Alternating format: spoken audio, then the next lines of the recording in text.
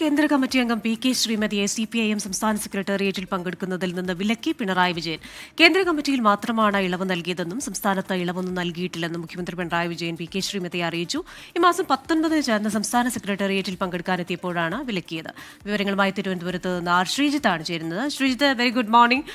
അസാധാരണമായ ഒരു വിലക്കാണല്ലോ. അപ്പോൾ കേന്ദ്ര കമ്മിറ്റിയിലെ ഇളവ് സംസ്ഥാന കമ്മിറ്റിയിലും ഉണ്ടാകും എന്ന് കരുതി വന്ന പി കെ ശ്രീമതിയോടാണല്ലോ മുഖ്യമന്ത്രി ഇക്കാര്യം പറഞ്ഞത്.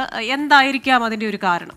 സിപിഐഎമ്മിന്റെ കേന്ദ്ര കമ്മിറ്റി അംഗമായി മധുര പാർട്ടി കോൺഗ്രസ് ആണ് പി കെ ശ്രീമതി നിലനിർത്തിയത്. 99 മുതൽ കേന്ദ്ര കമ്മിറ്റി അംഗമായ പി കെ ശ്രീമതിയെ 75 വയസ്സ് പ്രായപരിധിയുടെ അടിസ്ഥാനത്തിലാണ് കേരളത്തിൽ നിന്ന് സംസ്ഥാന കമ്മിറ്റിയിൽ നിന്നും മറ്റും ഒഴിവാക്കിയത്. എന്നാൽ ഈ ജനാധിപത്യ മഹിളാ അസോസിയേഷന്റെ അഖിലേന്ത്യാ പ്രസിഡന്റ് എന്ന നിലയിൽ കേന്ദ്ര കമ്മിറ്റിയിൽ പി കെ ശ്രീമതി നിലനിർത്തുകയായിരുന്നു.